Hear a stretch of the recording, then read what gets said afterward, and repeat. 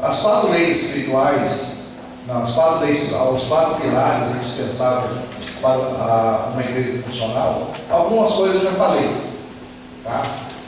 Como eu estou acelerando bem aqui, e a intenção é realmente trazer uma visão de uma igreja funcional para vocês. Eu acredito que vocês, muitas coisas vocês já pegaram aí, algumas pessoas já até anotaram. Esse é o objetivo. E é interessante que o que é importante para Jesus é quando nós descobrimos realmente, né, a nossa missão ou a missão da igreja. Se você quiser descobrir o que era mais importante para alguém, leia as suas últimas palavras. Leia as suas últimas palavras.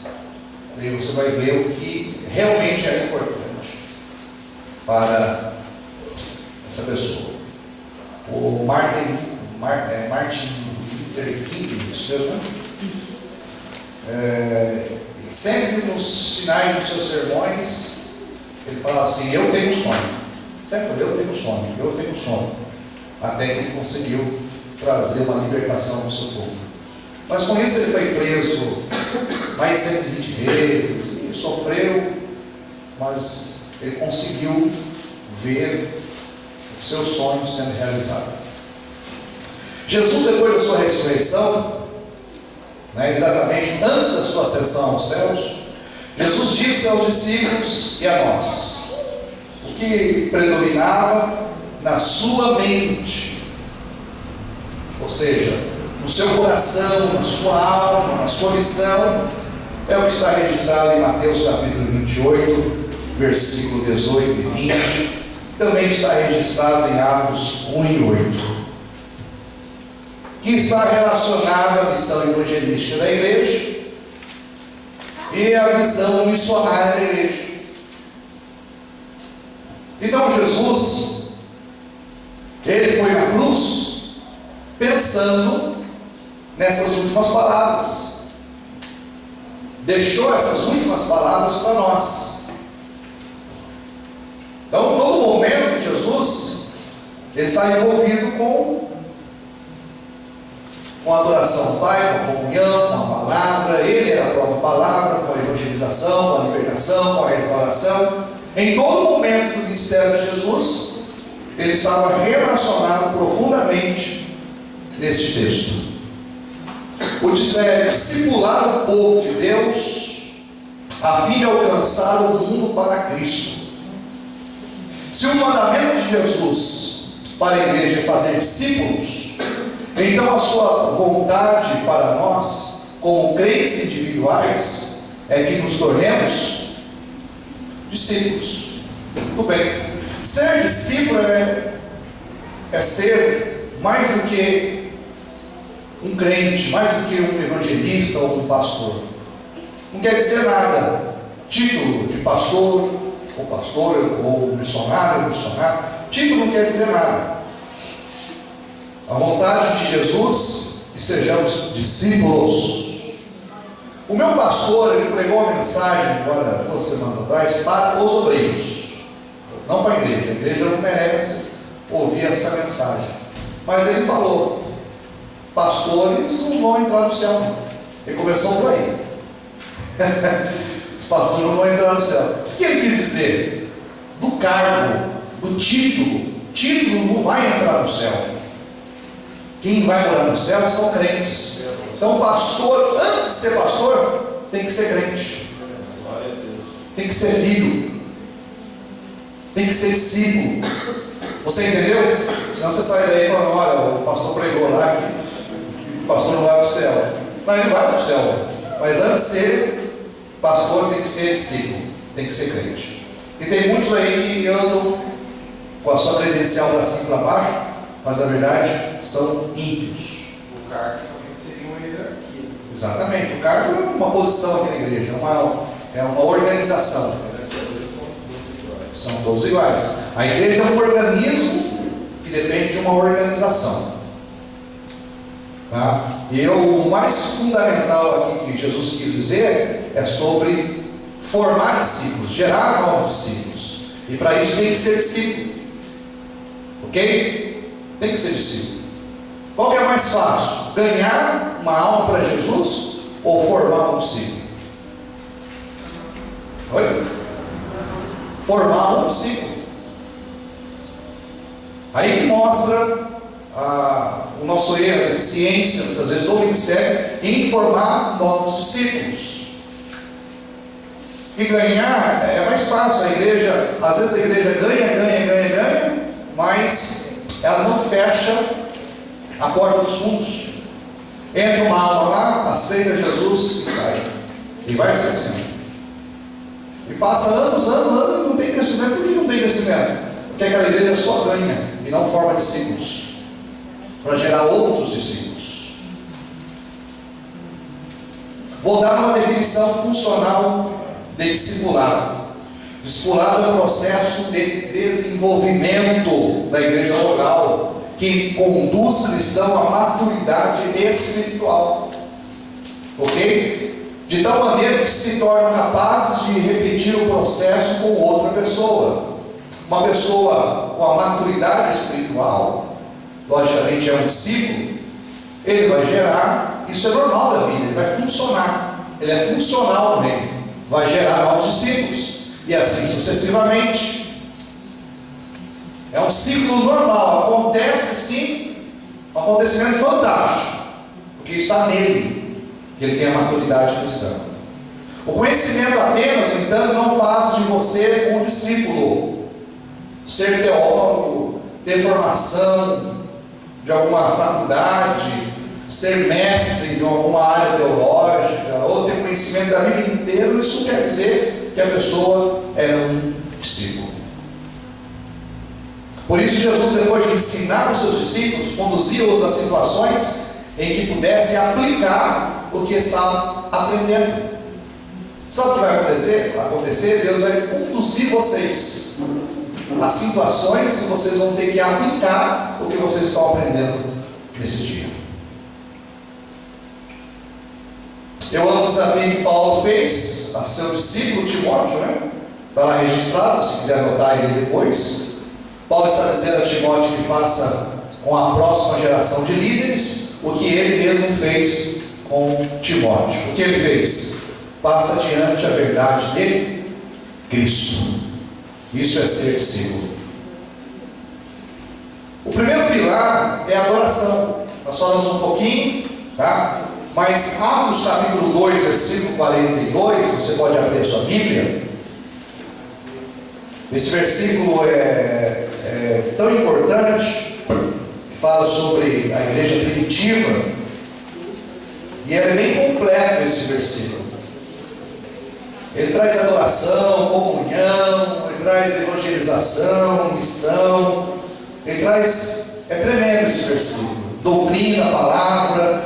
Então Atos capítulo 2, versículo 42, vocês já leram, alguns já pregaram, ou ouviram o pastor, alguém ministrar. Mas a igreja, o que a igreja fazia? Perseveravam na onde? Na doutrina dos apóstolos, ok? E na comunhão, e no partir do pão, e nas orações.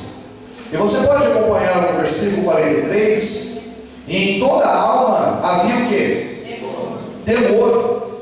E muitas maravilhas e sinais se faziam pelos, e todos os que criam estavam juntos, e tinham tudo em, vendiam suas propriedades e bens, e repartiam com, segundo cada um havia necessidade. 46. E perseverando, unânime todos os dias no templo, partindo o pão em casa, comiam junto com alegria e de coração. 47, fala de oração, fala o quê? Louvando a Deus e caindo na graça E todos os dias fazia o quê? Acrescentava o Senhor à igreja aqueles que se haviam se salvarem. Então eu posso entender que a salvação, a adoração, fala assim, a adoração gera crescimento na igreja. Está aí o versículo. Então aqui os crentes dedicavam-se no partir do pão e nas orações. Versículo 46, vemos que eles iam no templo todos os dias e faziam, louvando a Deus continuamente. Então aqui é o exemplo prático que nós estamos vendo aqui na igreja de Curitiba, de uma igreja que realmente teve sucesso, e dá um exemplo para vocês. Espero que quando estivermos terminando, você seja um adorador melhor. Espero que você seja um adorador melhor, porque o que a igreja precisa hoje é de adoração mais pura, adoração mais focalizada e adoração mais bíblica. Eu estou precisando que a sua adoração e a minha adoração seja uma adoração bíblica, pura e focalizada. Olha o que a Bíblia diz aí: mas virá o tempo, e de fato já chegou, em que os verdadeiros adoradores vão adorar o Pai em espírito, hein? Pois são esses que o Pai quer que o adorem. O significado da adoração. Por que a adoração é tão valiosa? Porque Deus está buscando. A declaração de Jesus é que realmente aqui é assombrosa. Ele diz que o Pai está procurando adoradores autênticos. A questão é que eles são difíceis de se achar. Tá? É uma dificuldade. O que é isso que a Bíblia chama de adoração? O que você entende por adoração? Será que eu pratico adoração? A palavra em si tem relação com prestar homenagem, atribuir de valor uma coisa a uma pessoa. Adoração, portanto, é a celebração de Deus pelo que Ele é e pelo que Ele tem feito. Amém? Nossa fornalha espiritual. Adoração é a fornalha da vida espiritual. Deus é o ponto central da adoração. Jesus, Espírito Santo, é central isso. Então a adoração não se inicia com o que Deus fez por você hoje. Começa com o que você fez por Ele, através da sua atitude, do seu amor, do seu caráter, da sua vida moral, dos seus pensamentos, da sua relação com sua esposa, seu esposo, seus filhos. Tudo isso é adoração. Louvar, adorar e celebrar a Deus pelo que Ele é e tem feito é a maneira de chamar a atenção de Deus. Quando você adora Ele, praticando a justiça, o amor, a retidão, você está adorando a Deus. Isso chama a atenção de Deus. Quando você precisa de uma bênção na área material, você adora a Deus através dos seus dízimos e das ofertas. Você está adorando a Deus, então você está chamando a atenção de Deus naquela área, e naquela área Deus vai prosperar a sua vida. E assim é em outras áreas. Ele responde a nossa oração, o Espírito de Deus vai incentivar a sua vida, ok? Quando a adoração se torna não um acontecimento, mas uma experiência, um modo de vida cristã, ok? Isso inclui a adoração pública e particular. Eu acho fantástico a adoração dos haitianos.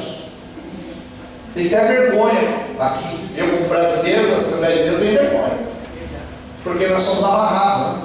Irmãos, eu nunca dancei na vida como eu dancei na igreja do pastor. Eu ia lá na porta e voltava, mas dançava. Eu não vou dançar aqui, senão vocês vão rir de mim. Mas dança, eu dançava lá, dançava pra cá. E ninguém ficava olhando para o outro assim, não. Só nós brasileiros. Entendeu? Mas a glória de Deus desceu naquele lugar. Eu lembro que nós dançamos numa igreja, Eugênio, que não tinha luz, não tinha energia elétrica, lembra? Que era escuridão. povo dançando para lá, dançando para cá e fazendo barulho. O poder de Deus está aí, irmãos. É uma maneira de expressar adoração a Deus. O Espírito de Deus não tem um lugar exato para Exatamente. Em qualquer lugar que Ele está iluminando. Então, irmãos, eu às vezes fico vergonha deles, porque eu queria que, né, não é nosso costume, não é costume da nossa igreja, mas, pelo amor de Deus, né, a adoração está acima do costume do homem, do sistema do homem, de tudo, tá? E é comum, em alguns países que eu já fui, eu tive o privilégio de pregar, visitar, é assim, a adoração, as igrejas hispanas, por exemplo, eles vibram, eles dançam, eles pulam e, meu Deus do céu, e é gostoso, porque quando nós vamos para lá, nós temos que andar bem. E é uma maravilha, porque Deus está quebrantando. Faz muito tempo que eu trabalho com missões, e depois de obreiro mesmo, depois de pastor, eu fui realmente conhecer Deus mesmo no campo missionário. No campo missionário. Depois que Deus quebrou muitos paradigmas da minha vida, do meu credo, de tudo, eu fui conhecer Deus mesmo como Ele é no campo missionário. Acho que muitos precisam sair daqui do Brasil e fazer uma experiência lá fora, para ter uma intimidade diferente com Deus. Até mesmo nessa questão de adoração. Adoração. O motivo para adorar Deus: muitos de nós querem desistir quando alguma coisa dá errado. Vou dar errado, eu vou desistir. Por quê? Porque não temos um estilo de vida de adoração. Se você quiser o poder de Deus, o seu viver, a sua vida, então a adoração deve fazer parte da sua vida diária. Celebrar Deus, exultar nele, pelo que Ele é e pelo que Ele tem feito. Você pode dizer amém? Amém. Tornando-se um adorador. O motivo é porque tantos cristãos podem ser tão santarrões dentro da igreja e tão completamente anticristãos no estacionamento. É porque não compreendem a adoração. Tá? Santarrões aqui, quando sai da igreja, deixou de ser santarrão. Deixou de ser crente. Deixou de ser exemplo. Porque aqui na igreja é fácil. É fácil ensinar, como estou ensinando, é fácil pregar. É fácil. Mas quando a gente sai daquele portão para fora, daí começa. É possível adorar a Deus em silêncio, através da sua vida. É possível você se manifestar para outras pessoas através da sua adoração, seja na sua casa, na sua escola, na sua empresa. Se você é um exemplo, se você vive a adoração, você dessa maneira, você já está evangelizando vidas, pessoas, para a glória do nome do Senhor Jesus. O segredo de tudo isso chama-se Espírito Santo. Nós ouvimos o primeiro vídeo que eu passei para vocês. Se somos a igreja, se amamos, se temos o Espírito, nós vamos evangelizar.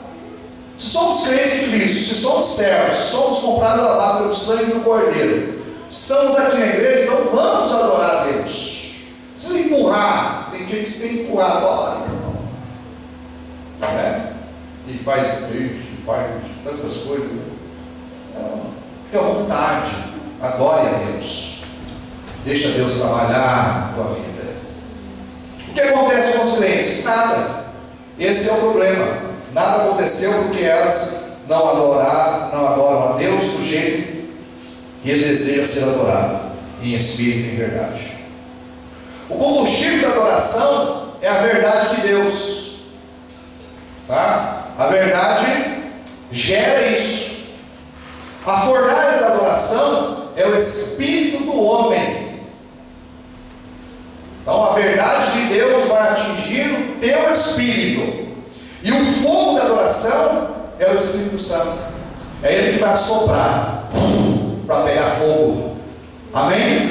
Então a junção, palavra, você e o Espírito. Tem que fazer uma junção aí.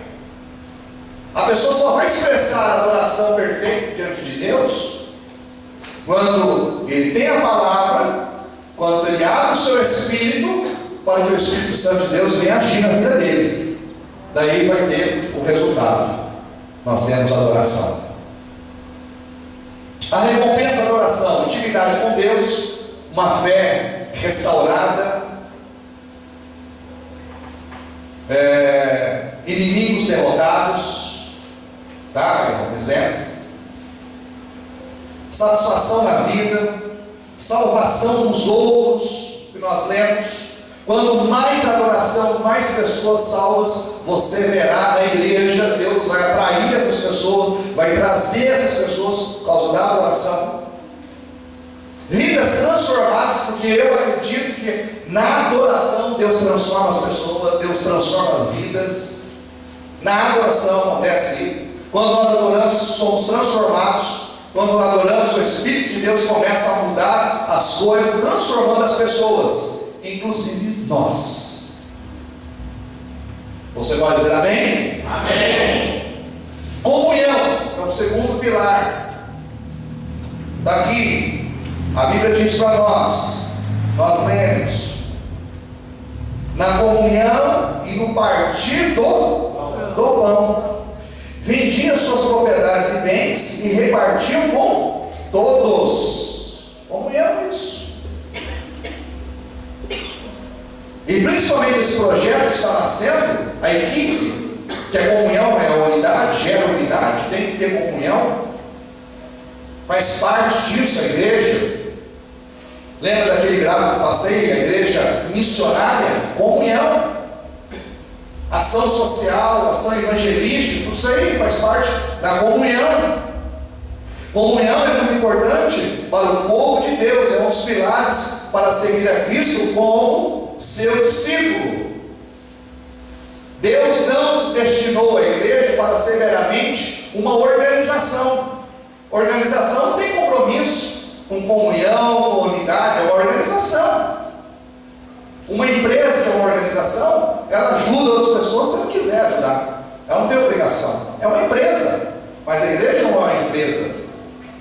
Pastor, a igreja é uma organização? É uma organização, precisa ter uma organização, mas acima de uma organização, além da organização, é um organismo. A igreja é um organismo que tem uma organização, é diferente. Uma comunidade que pulsa e respira, dinâmica e viva. O vocábulo comunhão é o mundo da tradução da palavra grega koinonia, que nós falamos no início. É um termo interessante, significa basicamente aquilo que é comum. Aquilo que é comum. Ou seja, todos têm um direito. Se tem uma pessoa no nosso meio que está faltando alguma coisa, o pão na sua mesa, uma visita, um aconselhamento, aquilo que é comum para nós, se não tem, precisa ter, e através da igreja vai chegar lá. Isso é comunhão. Precisamos vivenciar isso. O princípio da comunhão, o Novo Testamento utiliza esse termo para designar a comunidade, pois indica partilhamento, comunhão ou partilhamento do corpo de Cristo. Comunhão é o partilhamento íntimo dos cristãos na singularidade da vida de Cristo. Ok? Comunhão é mais do que um lugar onde os santos se reúnem para se divertir. Né? Eu vou fazer uma festa numa fazenda, vou convidar todo mundo para a gente ter comunhão. Isso não é comunhão. Eu vou fazer uma excursão. Glória. Convidar os jovens para que os jovens tenham comunhão. Isso não é comunhão. Comunhão está aqui na Bíblia, mostrei para vocês. É algo em comum, é algo que tem que ser compartilhado. Vai além disso. Ajuda a comunhão? Claro que ajuda, mas não é. Não podemos mudar o sentido da comunhão. Não podemos mudar o sentido da responsabilidade. Nossa responsabilidade. É preciso mais do que um evento e um cardápio para que a comunhão aconteça. Comunhão é um conceito poderoso.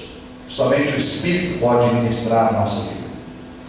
Comunhão e alegria. Em 1 João 1:4 mostra para nós, está relacionada com a alegria. E quando a comunhão se perde, nossa alegria se dissipa.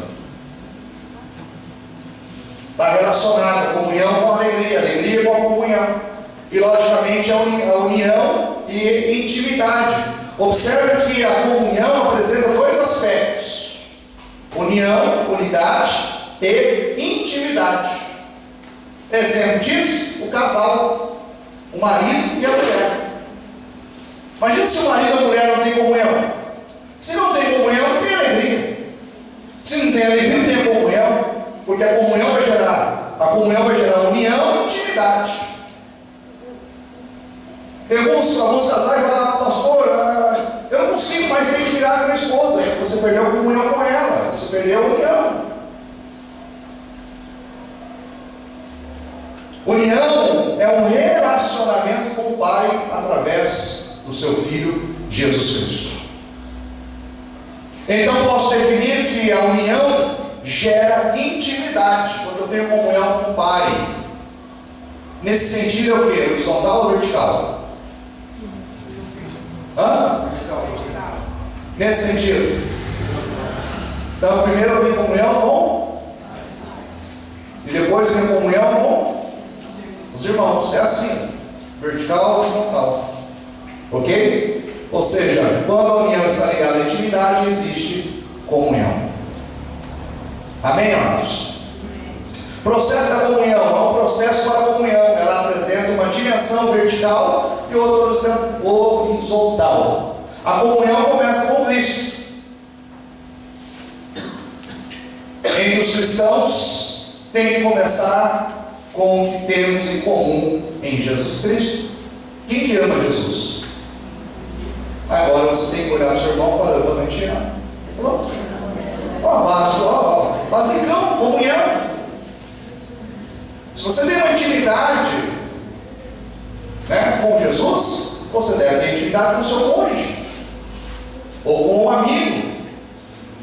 Intimidade, chegar, orar com você, vou te ajudar. Está passando uma necessidade, então vou suprir, vou te ajudar. Está precisando de uma coisa? Vou aqui. Amém? A comunhão flui para os outros. Quando os santos estão em comunhão com Deus, essa dinâmica transborda para os relacionamentos com outros crentes. Que essa graça da comunhão esteja sobre nós, em nome de Jesus. Que essa revelação esteja no teu coração e no meu coração, em nome de Jesus, nessa tarde. Unidade e poder. Muitos dos discípulos de Cristo não veem poder em suas vidas, né?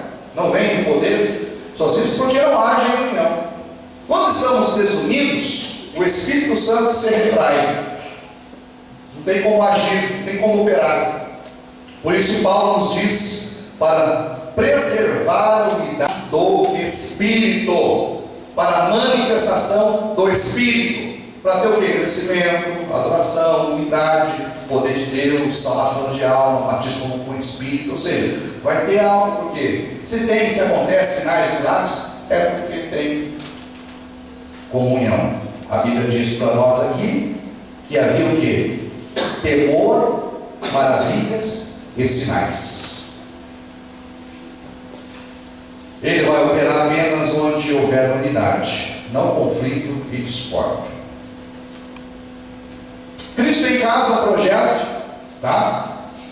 Interessante, que você pode aí implantar uma visão de trabalho, ok? Com a direção do pastor da igreja. O pastor, vamos fazer um projeto para evangelizar famílias não crentes, ou projeto na minha casa, vou convidar pessoas não crentes para vir na minha casa, para a gente evangelizar.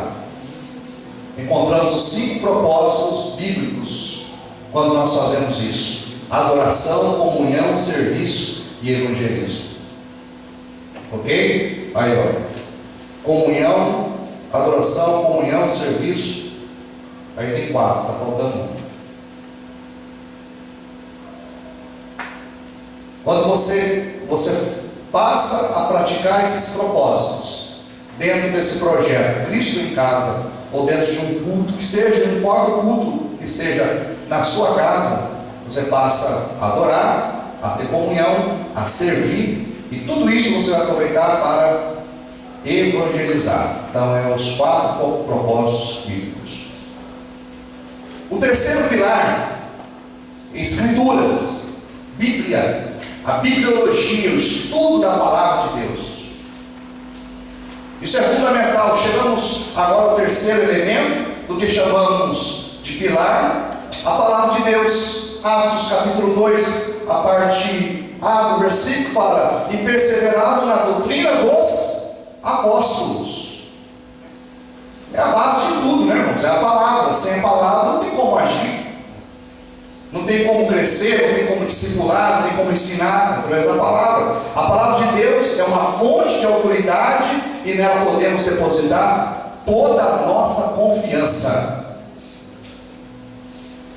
Toda a nossa confiança está na palavra, na escritura. Então, faça de tudo para você aprender a palavra. Quer ser um evangelista, quer ser um pregador, quer ser alguém no ministério, quer exercer a sua chamada, a base de tudo é a palavra. E a Bíblia diz que para eles perseveraram na doutrina dos apóstolos, tinha palavra. O conceito da palavra, se fala a palavra, é a revelação. Revelação é a exposição divina. É Deus expondo informações de si mesmo que Ele deseja que a sua criação conheça. Paulo falou: orai por mim, para que, quando eu falar, seja-me concedido o poder da mensagem, a fim de que, destemidamente, possa revelar o mistério do Evangelho. A palavra, meu irmão, é um mistério que precisa ser revelado, e já foi revelado para nós. Você já recebeu essa revelação.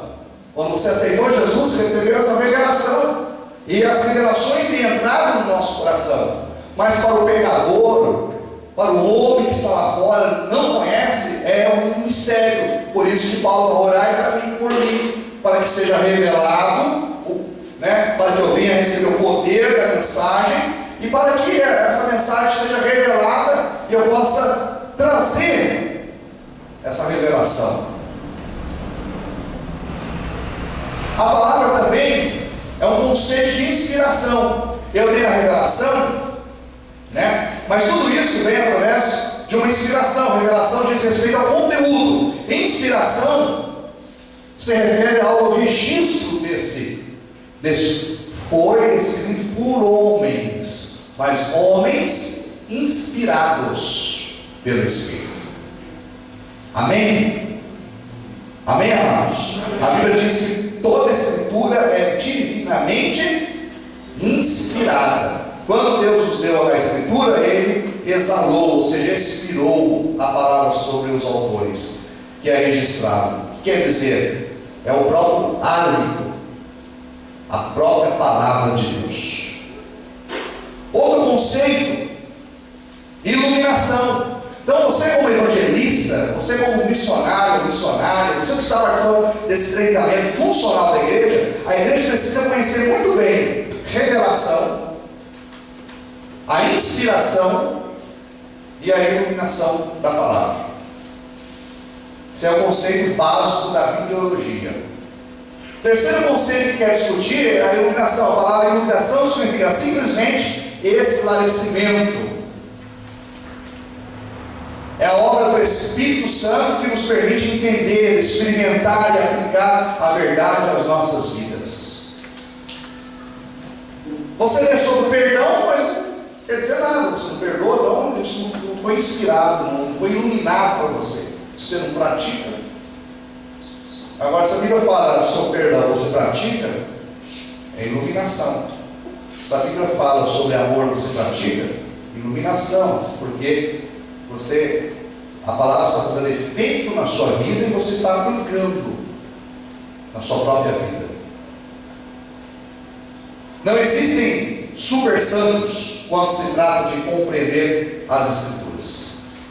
Deus quer que cada crente seja iluminado no que se refere à verdade dele. A única diferença entre nós é se somos suficientes submissos para buscá-la. A revelação, Deus desvenda, ou seja, a sua verdade.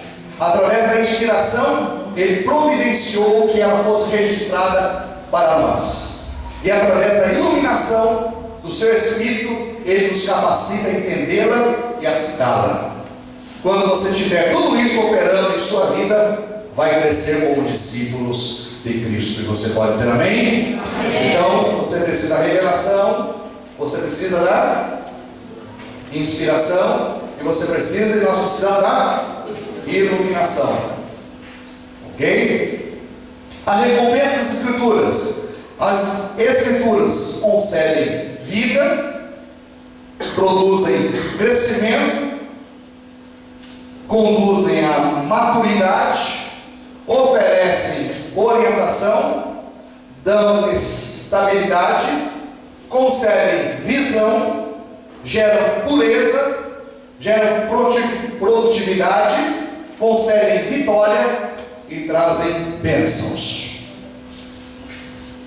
E o quarto pilar, último, e vamos partir já para o prático, é a evangelização. Tudo que nós aprendemos, precisamos agora de uma maneira ou outra praticar. Precisamos mergulhar nesse assunto, precisamos entender sobre esse assunto, viver esse assunto, realmente, que Deus possa ter misericórdia. Vou voltar a dizer, tirar da zona de conforto e levar para fora. A igreja primitiva era uma igreja evangelística ao extremo. A Bíblia diz que 3.000 pessoas foram salvas no dia do Pentecoste. Depois do tempinho, depois mais 5.000 homens foram salvos. E assim sucessivamente. A igreja começou a crescer, porque a igreja compreendeu o conceito da evangelização. Entendeu a mensagem de Cristo, as últimas palavras de Cristo: ide e pregai. Ide e pregai. Definição da evangelização. No seu âmbito, a evangelização é tornar conhecidas as boas novas de Jesus Cristo ao mundo que está morrendo. Uma definição mais formal poderia ser esta: evangelização é a declaração verbal e visível da morte e ressurreição de Jesus Cristo pelos pecados da humanidade, realizada com a intenção de levar pessoas à salvação. É exatamente isso. Isso. Ok? O inferno, a terra, a cruz que leva a pessoa. Quando você chega com essa evangelização, o amarelo fala que somos criados por Deus, Deus nos ama, enviou o seu Filho Jesus para salvar, libertar, restaurar, porque todos pecaram, estão destituídos da glória de Deus, estão longe de Deus, estão perdidos, estão longe da presença do Senhor. Conversa obscena, morte, jogo, orgulho, ganância, desobediência, idolatria, desejos malignos, engano, mentira, pensamentos impuros, adultério, e assim vai, cobiça. Assim é a situação do homem. Então Deus mandou, Deus criou o homem, Deus mostra que Jesus Cristo é o Filho de Deus e nos ama, mostra a situação do homem. Você está desse jeito, lá embaixo, a sua vida, sem Cristo é dessa maneira, uma vida escura nas trevas, mas que através do sangue do Cordeiro, do sangue de Cristo, somente o sangue de Jesus pode purificar o homem dos seus pecados, das suas mazelas, limpar a vida do homem. Então Jesus Cristo morreu pelos nossos pecados. E quando nós entendemos isso, nós temos que nos arrepender. Quando mostra que o homem sem Cristo vai até a cruz e deixa a sua mala de pecado, e que através da cruz ele passa a ser um homem livre, através do seu arrependimento. Jesus entra na vida, limpa, santifica, purifica, muda. O que estava preto passa a ser branco para a glória do nome do Senhor, e entra no conceito de discipulado. Agora, uma vez salvo, liberto, restaurado, ele vai crescer na palavra, na oração, na leitura bíblica, ele vai ser um discípulo e ele vai falar de Jesus para outras pessoas. Isso é uma igreja funcional. Isso é o que nós devemos praticar. É isso que é a evangelização. Ação. A missão a nós confiada. A missão a nós confiada é baseada nas seguintes passagens e verdades bíblicas.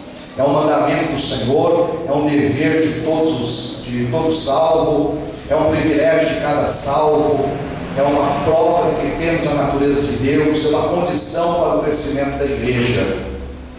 Há dois tipos básicos de evangelismo. O evangelismo pessoal é aquele exercido de forma pessoal, corpo a corpo, né? Nele focamos o indivíduo, o ouvinte.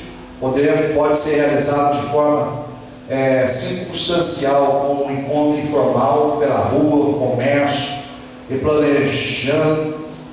planejado quando ocorre de casa em casa ou em locais públicos. Evangelismo em massa é aquele exercido de forma abrangente, né?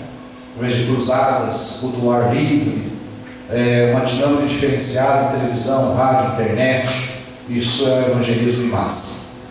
Evangelismo em massa você pode usar folhetos, né? Agora, evangelismo pessoal, você pode usar um evangelismo mais focado, ok? A propósito específico com relação ao evangelismo, tais como alcançar o pecador, promover o crescimento da igreja e glorificar o Filho. Eficácia.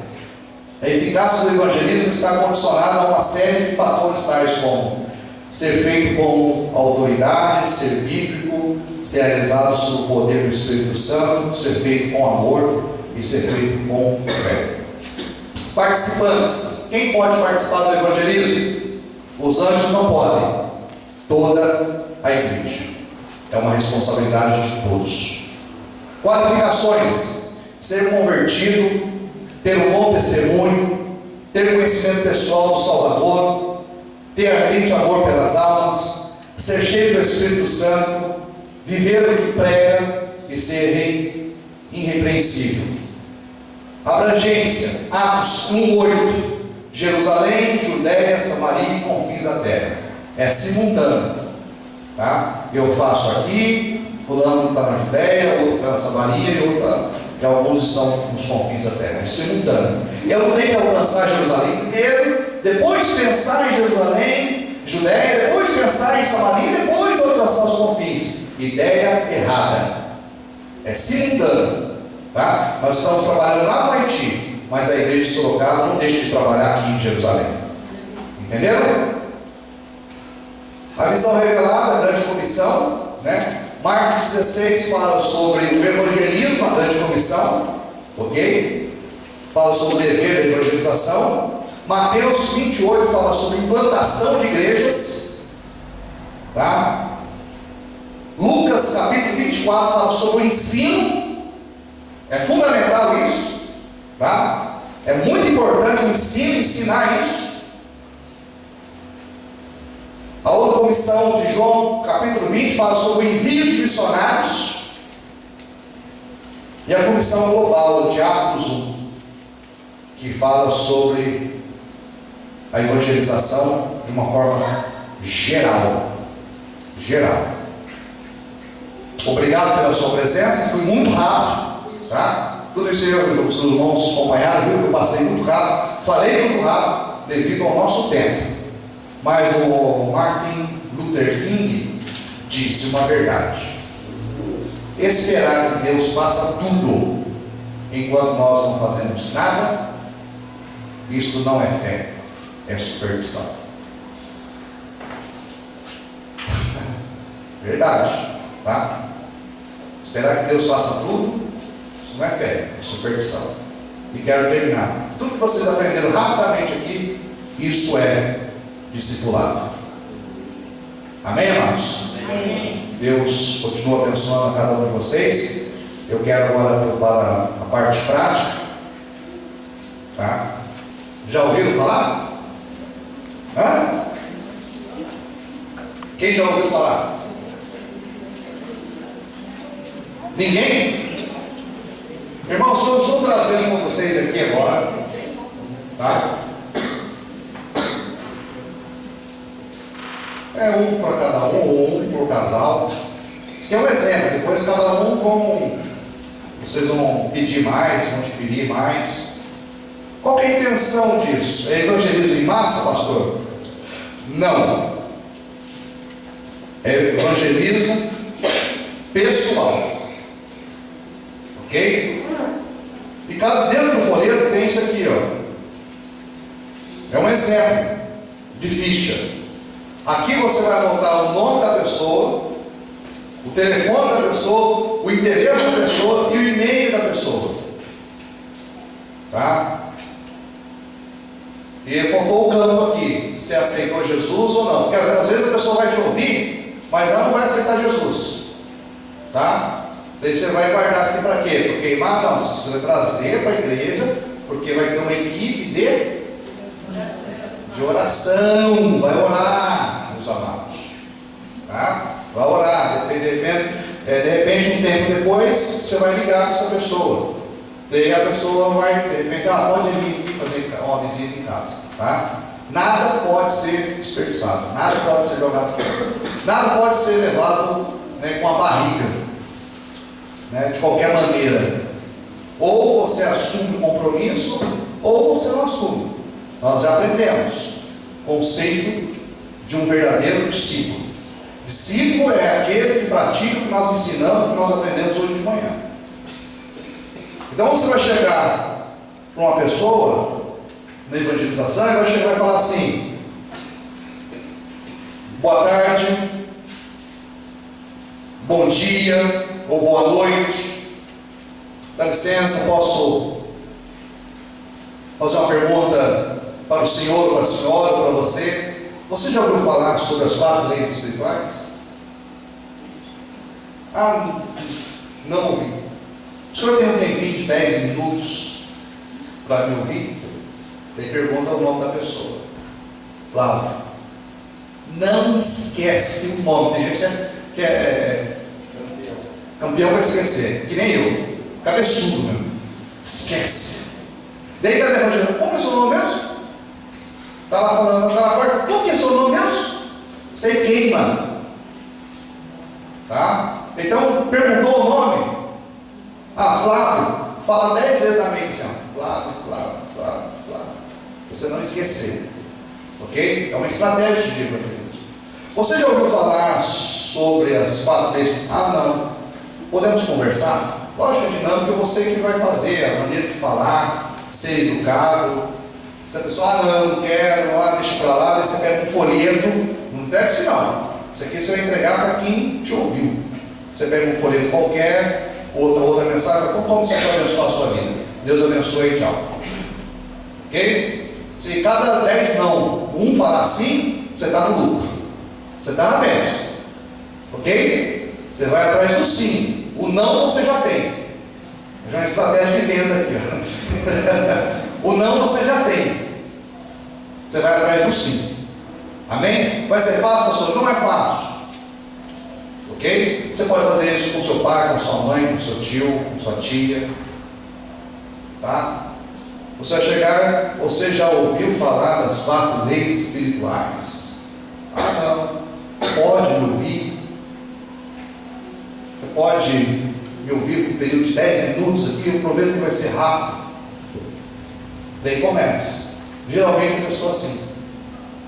A primeira lei, você vai abrir: Deus ama você e tem um plano maravilhoso para a sua vida. Olha, quem gosta de ouvir isso? A primeira lei: Deus ama você, Flávio, e Deus tem um plano maravilhoso para a sua vida. Assim como as leis físicas que governam o universo, há também leis espirituais que governam o nosso relacionamento com Deus. E a primeira lei é o amor de Deus, é o plano de Deus para a sua vida. Esse já quebrou, né? Daí você está no folheto, né? Não precisa decorar, você vai ler junto com a pessoa.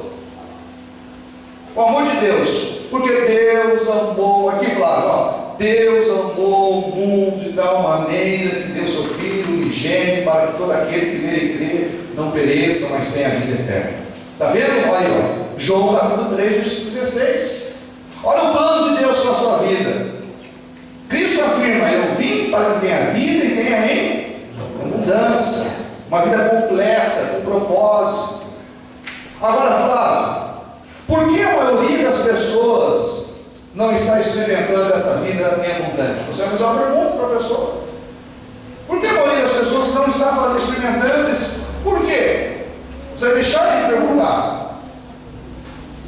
Ah, não sei.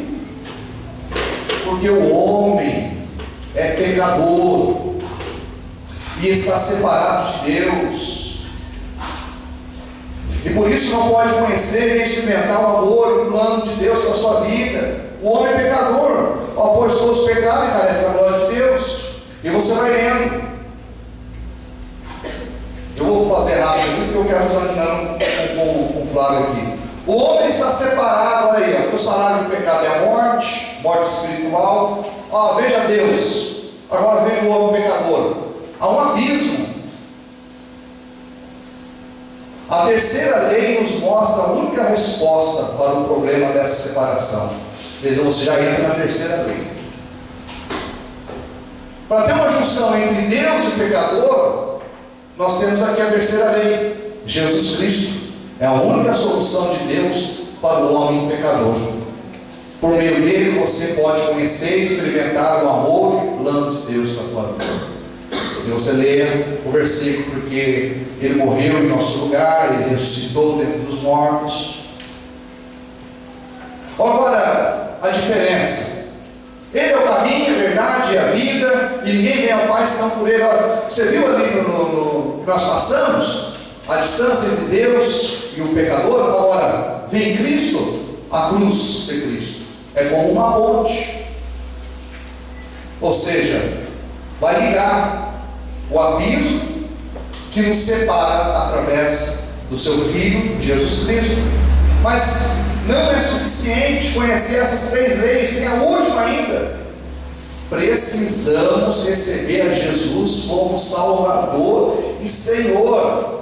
Por meio de um convite pessoal, só então poderemos conhecer e experimentar o amor e o plano de Deus para a nossa vida. Precisamos aceitar Jesus, precisamos entregar nossa vida para Jesus. Isso é pela fé, diz a Bíblia. Recebemos a Cristo por meio de um convite pessoal. Daí você já começa a fechar o negócio. Cristo afirma: eis que estou à porta e bato, se alguém ouvir minha voz e abrir, entrarei.